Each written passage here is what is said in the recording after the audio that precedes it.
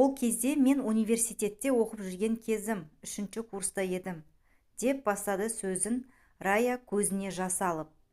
Рая менің Фейсбуктағы парақшамда достар қатарында бар еді.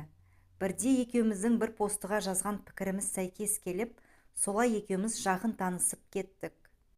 Кейін Раяның бір сайттарға берген интервьюсын көріп қалдым.